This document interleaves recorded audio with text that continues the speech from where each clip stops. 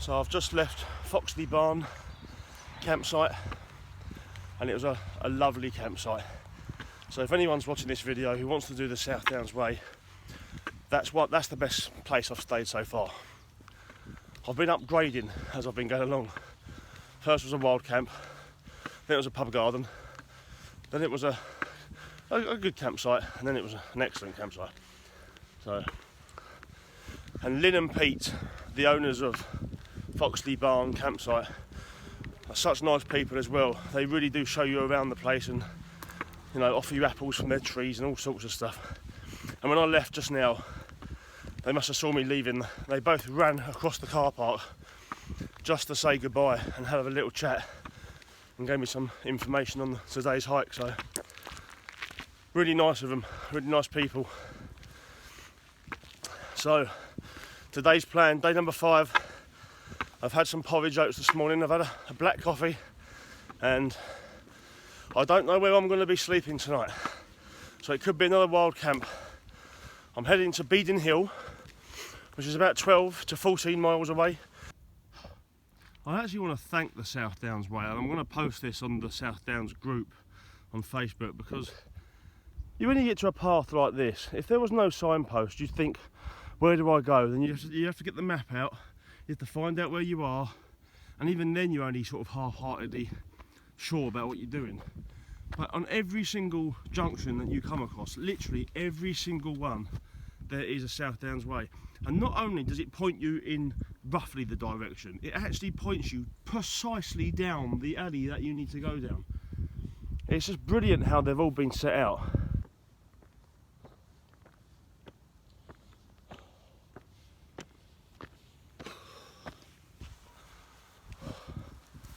Cheers, Adrian. I can feel a real positive energy that's been with me on this hike, because I planned this over a year ago, just after my dad died. I said I wanted to do something big for, you know, the week he died, and I couldn't predict the weather. And it was only last week we had torrential downpours and thunderstorms in Hertfordshire, but this week's been so sunny but cool, so it's just been perfect. And I thought the one thing that might let me down on this journey was my mind, because when you're getting up at 6 o'clock in the morning and having to pack your tent away, and you know, some nights you're not having any showers, you feel a bit sticky and horrible. I thought then, you know, I might just get a bit bogged down and tired, but I've been remarkably positive. Now obviously, all the donations that everyone's made and all the messages I've been receiving of support, people saying I'm inspiring them and everything, that's like a wind behind me, pushing me forward. But I also feel my dad with me as well. Whether that's in my mind or he's there in my heart, because I know I'm doing this for him, but I just feel this overwhelming positive energy. And 'cause you know I'd walk 1,000 miles if I could just see you, if I could just hold you tonight.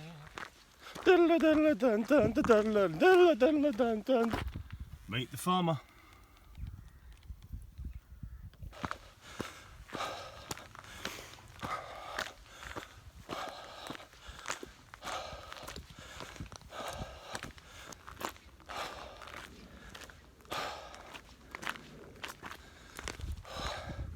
That was a tough hill, that was. That's probably the biggest hill so far of the walk. It was just uphill and it went on for ages. Whew. I've been going at some pace today. I'm getting a bit tired today. I've ploughed on at a good pace and probably done about 5, 6, 7, 8 miles, maybe 9 miles. I've got quite a bit to go, so I'm just stopping for a break. Well, my Achilles tendon and my heel has seen better days, that's for sure. Oh. think I'm going to need to sort this out before I move on. Otherwise that's going to rip open even more skin. Sweet Ed. Sweet Ed.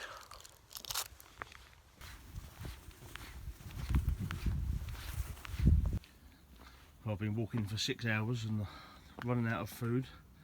I've just noticed another one of these honesty boxes where I've just paid for a lovely homegrown apple. I might have that as well actually, bit of protein. Meet the farmer. I've been walking for about 13.5 miles I'd say. I'm heading up to a place called Beeding Hill, and apparently if I walk a little bit further on to Trudy Hill there's a YHA hostel which may have some sort of bunk bed or maybe a camping pitch. Failing that, it'll be wild camping. I'm getting pretty tired now though. So yeah, it's 10 to 4 now. I started walking at 9:30 this morning and I've only stopped once to change my blister plaster. So I've done some good walking. Oh, there's the first site of the youth hostel. It's got a map here of where I started. Winchester, Beacon Hill. So Bowerton, stayed in the pub garden there. Cocking, that's where I stayed at that campsite with the good farm shop. Amberley, that's where I stayed at that brilliant campsite just gone. And now I'm here at the YHA. I've got all of that to go. Probably about 35 miles left, or 40 miles probably. It is about 40. Oh, look at that.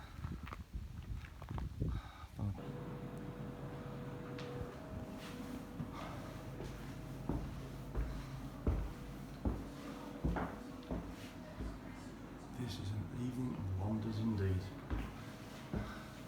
We'll see about that. Oh, the shower shack.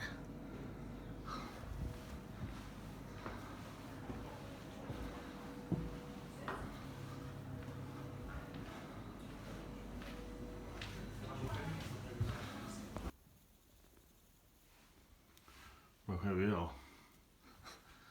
I've been upgrading my accommodation every day.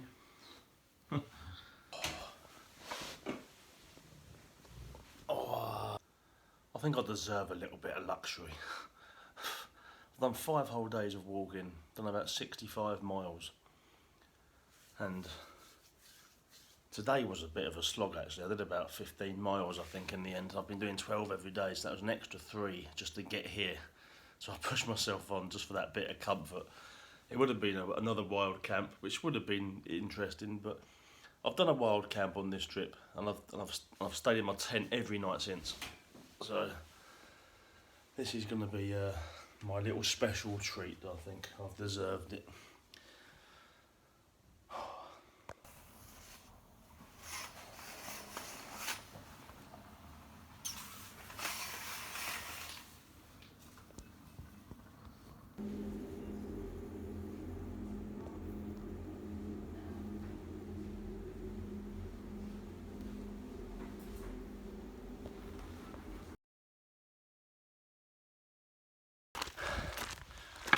The sun is out again in full force.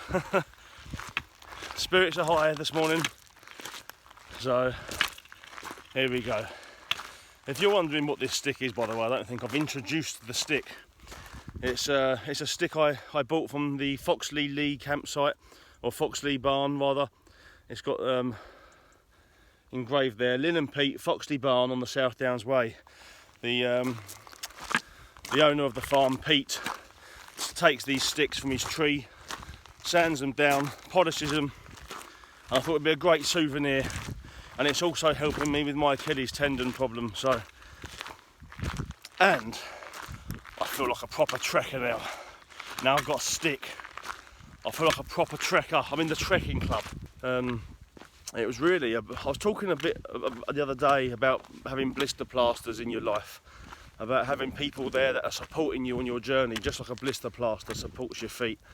I was talking about my friend Grant, who rang me every day. I mean, there was also, you know, I don't want to talk about too many people personally because this is going out on my YouTube channel, but my girlfriend Claire was also there for me every day going through that journey. You know, I think she was coming to the care homes all the time to see my dad with me. I was also giving my dad a lift to go and pick her up from work because it was like a little day out for my dad because he had frontal lobe dementia as well. He liked to keep active all the time and keep on his toes, so just giving him a little day out to go and pick my girlfriend up from work was a great little day out for him. He loved it, and he loved Claire as well.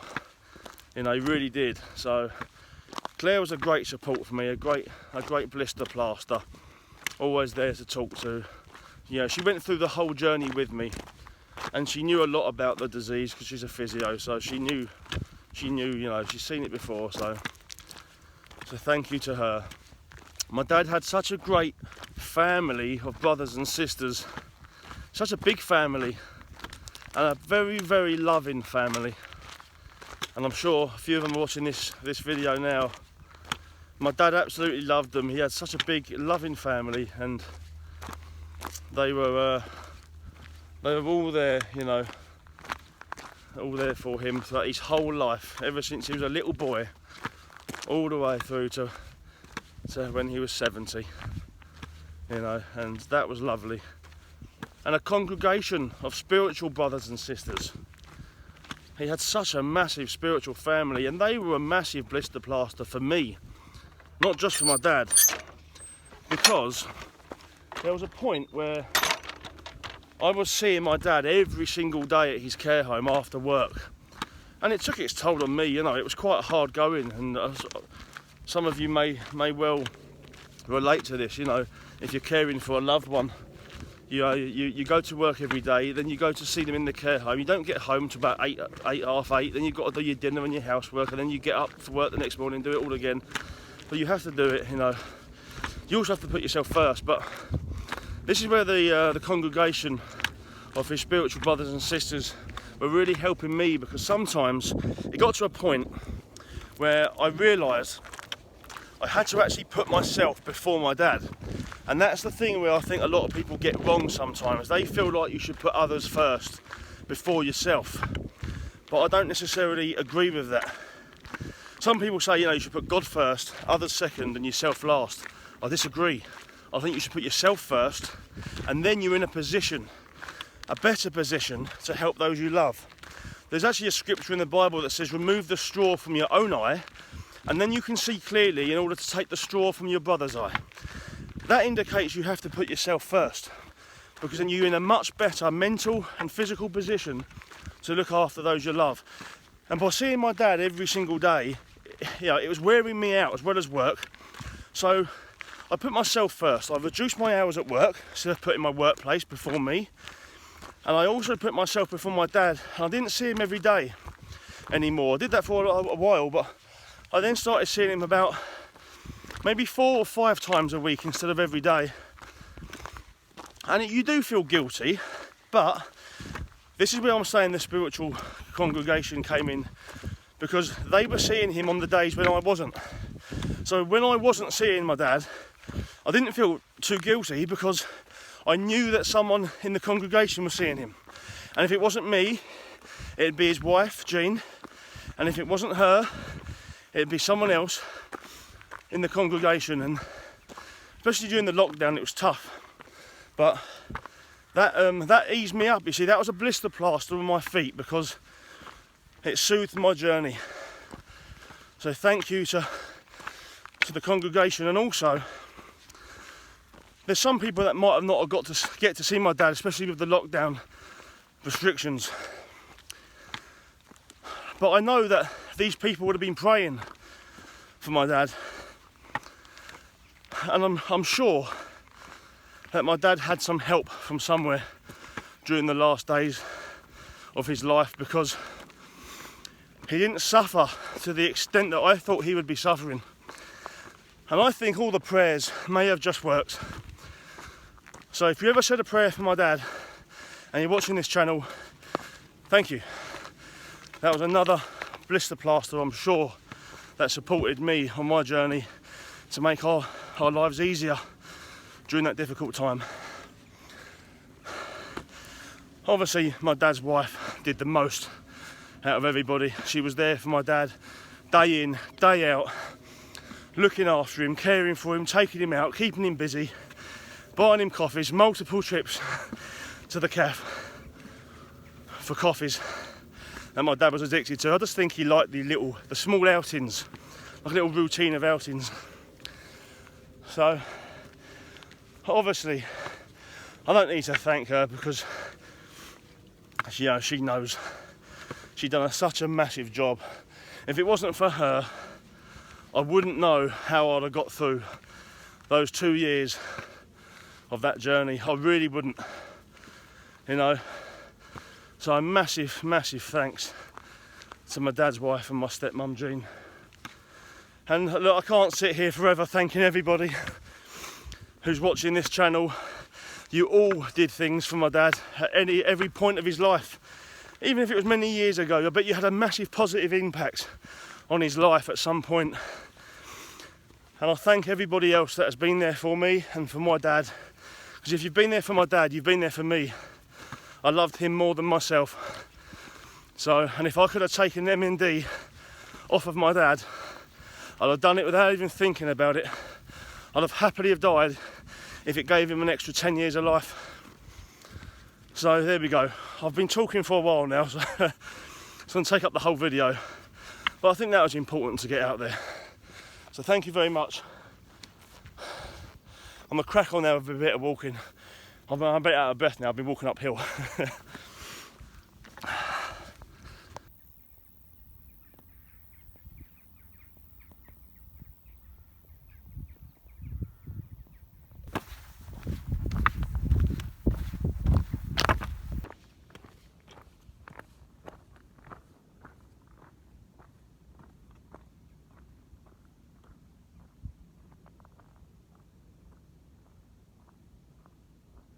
Of mine on social media. Never used to have social media. I'm on Facebook now and YouTube, and I'm probably going to get an Instagram account because everyone's telling me to. And you know, I always thought it was a bad thing actually, social media, and it can be if used inappropriately. But actually, I actually think it's a really good thing, because without Facebook and keeping in touch with people, you know, positive people, I wouldn't have had half the support. I wouldn't have had nowhere near the support actually that I've had on this journey, and it's all pushing me along. Like, everyone behind me is pushing me forward to do this, and they've all supported me in one way or another, whether that's through donations or whether that's through turning up and seeing me or texting me, seeing how I'm doing, offering me advice, whatever it is. You know, that wouldn't be possible without social media, you know. So it's thanks to that I've managed to, you know, get a good bit of awareness out there for the MNDA and keeping in touch with people. I just saw my friend Alex, he went to a Scottish wedding dressed up in his kilt. I just saw a photo of that last night, and you know, it's only thanks to Facebook that I'd have seen that photo, and it put a smile on my face. You look very dapper, Alex, if you're watching this. But it's also seeing other things from other people, that they're doing positive things in their life, whether it's their kid's birthday or their kid's first day at school, or someone's, you know, going for a hike or doing something for charity or taking part in an event, whatever it is.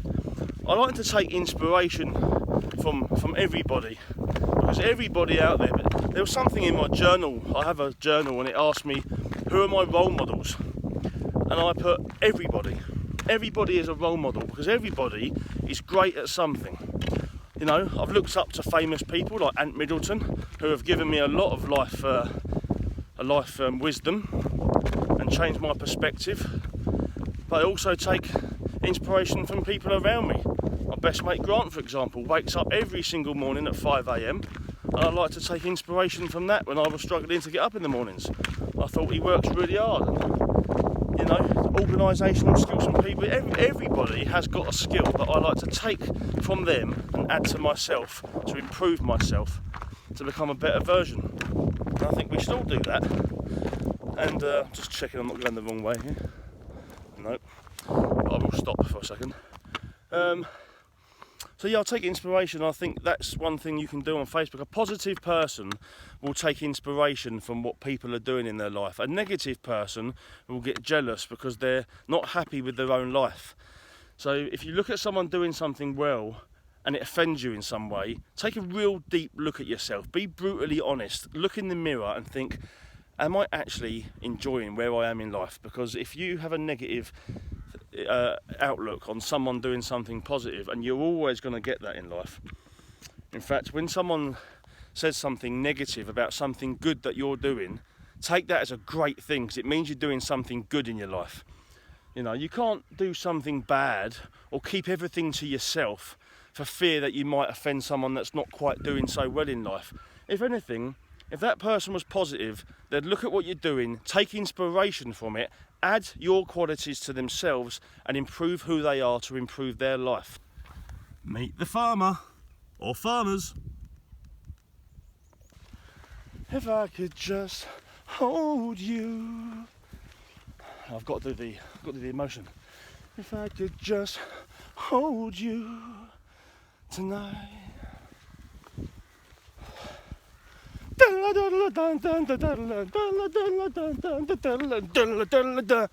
I still need you. You stay where you are, guys. You're alright. Just passing here.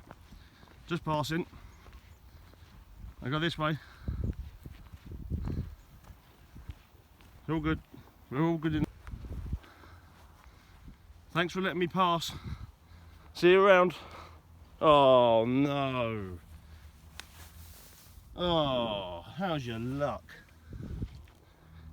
Well, thanks a lot. The Wildflower Cafe. Homemade cakes, ice creams.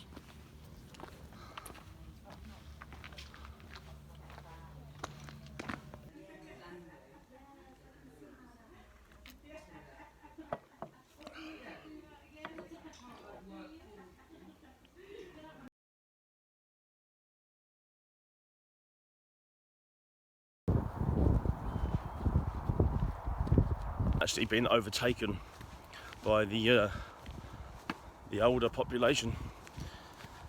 It's my fault for stopping for a carrot cake. I need some spare socks. All my socks are becoming a bit, you know, need some fresh ones.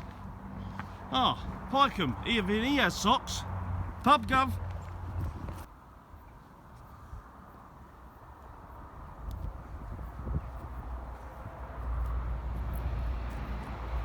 Hello. Hello.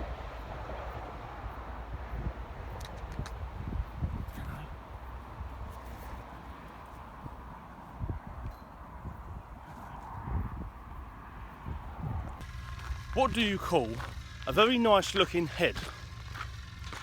Sweet head. Just having a nice salted ice cream at the coffee mill at Clayton. It's just past Pycombe, through the golf course, turn left. It's 200 yards just off the route. And I've got myself a nice coffee and ice cream. Dog's having fun down there, look, sunbathing. Lovely jubbly. Good dog. Sweet, sweet. Yeah, two of those and both. Good boy. Good boy. You're a good Springer Spaniel, aren't you? Yes. Remind me of Quincy, my old dog.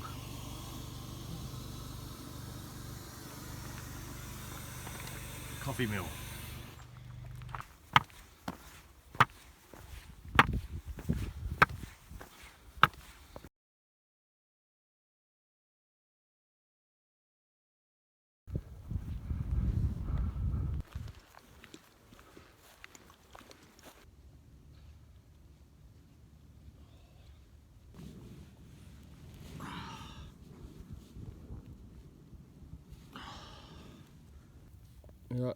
I don't know if that looks swollen or not.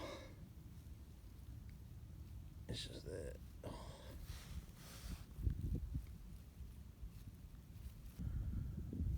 That's it.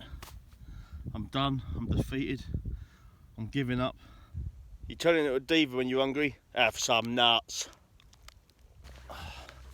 My walk has now officially turned into a limp. My Achilles and my heel is just getting worse. So it looks like I'm going to have to limp to the campsite now, which is about another 4 miles away, and then just hope that it eases up overnight. If not, the next 2 days are going to be a very slow limp. Still, that's made me smile. I've just turned around, and after about 5 hours of walking, my mate James is caught me up.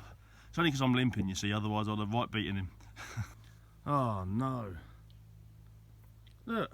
Oh, Wednesday. What's the day today? I don't even know. 10 till 2 maybe. And it is 3 o'clock. Maybe I've missed her. She's actually called the Pink Pit Stop. Huh? Have you ever seen Jaws? Jaws? Yeah, the shark film. Yeah, why? Do you know right at the end, when that bloke who went down in the cage suddenly comes up right at the end and he's like, oh, he's alive. That's like you just turning up. still alive and walking. Yeah. Yeah. I think this is my Achilles tendon's way of telling me that's enough's enough. It's not used to doing this sort of mileage. And like every 20 footsteps now I'm getting this really sharp pain that's making me go, ah! Ah! See? Sweethead. This is a challenging part of the hike for sure, because usually at this point now I'd start walking quite fast and just get my head down and get it done, but I can't physically do that. My mind wants to do it, but physically can't, so I've just got to remain patient now. It's just crossed my mind to wild camp for the night rather than pushing on to Alfriston, because I'm just struggling. This isn't struggling, this is limping with style.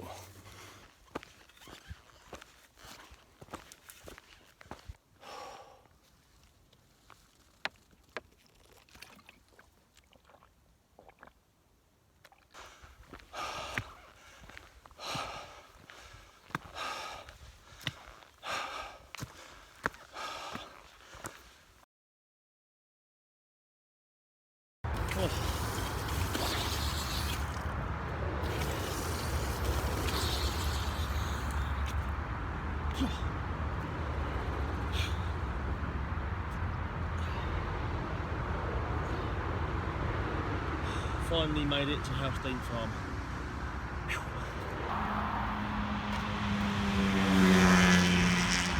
So I've just pitched up my tent at Housestein Farm campsite, and I'm about to go and have a shower. As you can see up there, the sun is just about to set.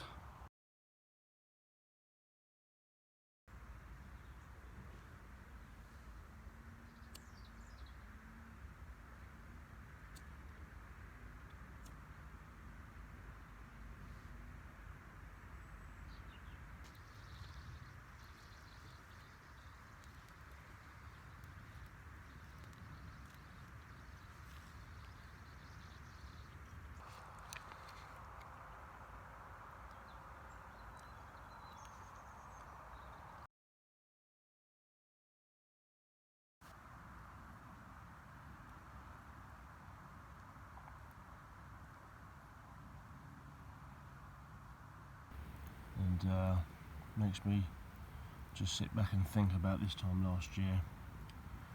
It was incredibly difficult watching my dad deteriorate.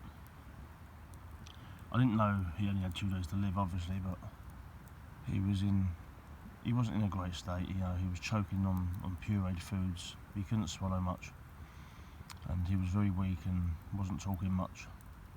So you can imagine how difficult that was for everybody to have to see him like that. And at that point, this time last year, I wrote a song. I remember I was watching a Spurs-Chelsea game with him exactly this day last year, and I remember driving away. We watched it in his care home. I brought my laptop round and we watched it on Sky Go. And I drove away after seeing him, and I just cried all the way home, because it broke my heart to see my dad in that state, and just to watch him like that. You can imagine how difficult it was and how upsetting it was. So I went home, I wrote a song, and I wrote it myself, and I wanted to just put it out there. It just expresses how I felt at that time and the positives and negatives that we took from the journey. So I'm going to play it now, and I hope you like it. Cheers, guys.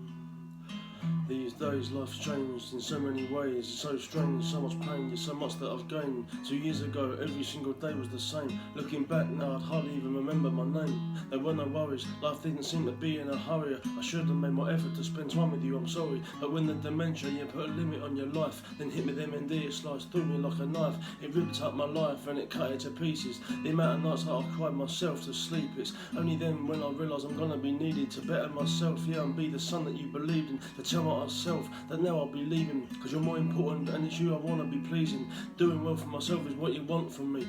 Seeing you get weaker, the stronger I wanna be. It kinda balances the books. If you don't have the strength to stand up, I will have the strength to be able to pick you up.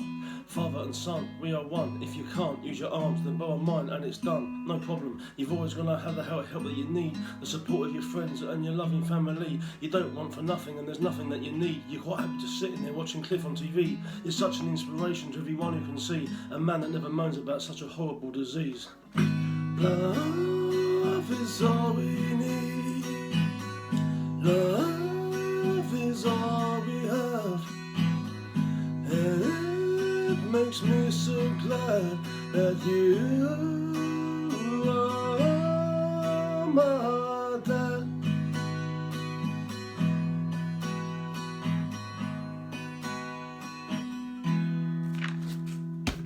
I try to be positive, I get incredibly low. I try to always smile, but sometimes negativity shows. We're going through the eye of the storm, these are dark days, but it gets incredibly warm in those moments when we see the sun's rays. Treasure and appreciate every day as it's precious. It's made me reevaluate and taught me a lesson. You won't always be here, and neither will any one of us. The day that's most important is the one that's right in front of us. But if you're enjoying life, I feel really guilty, because during that time, I know that you won't be. But at the same time, I know what you want from me, the joy that it brings. When you see me being happy, I know that you're perfectly fine with the simple things. A cup of hot chocolate or the smile that it brings when the phone rings, hearing Cliff Richard sing, loving being in your bed and having your sweet dreams. You're really the only one I don't have to worry about. You take each day as it comes, I never hear you complain or shout or whine. You say that you're always fine, you never put any pressure on me or your wife. It's life, there's nothing we can do about it. It's tough times, but we just gotta get on with it. It's not an easy ride, and sometimes I struggle with it. Ask my best mate or my girlfriend, they're both by my side with it. It's shit, but you just gotta take every positive you can from it. In a strange way, it's made me a better man for it. It's gonna get harder, but let's not look ahead of it. These are the cards, we just gotta play with it. Sometimes some frustration and aggression I show, but that's only natural when my dad's in at home. I know I've got to keep a lid on my emotions, but as with passion and devotion, I just got to keep on trying to flip it into laughter, because at the end of the day I'm privileged to have a man like my father. Love is all we need. Love is all we have, and it makes me so glad that you are my dad.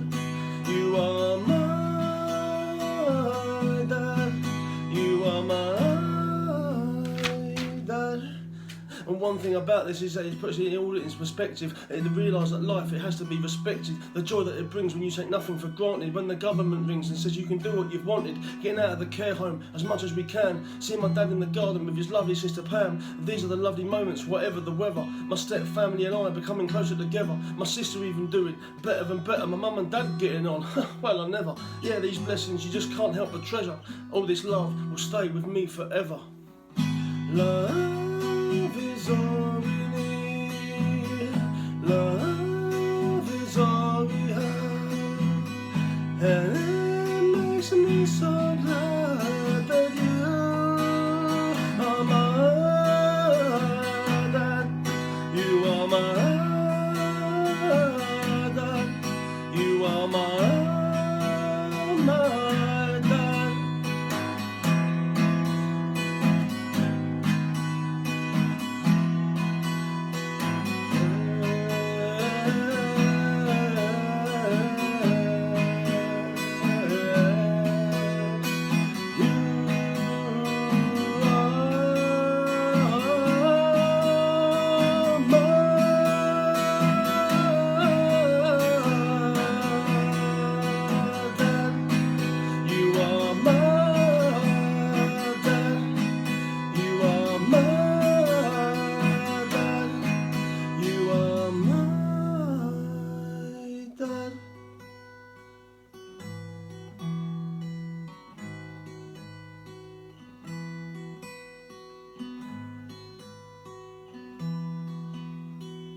Ooh.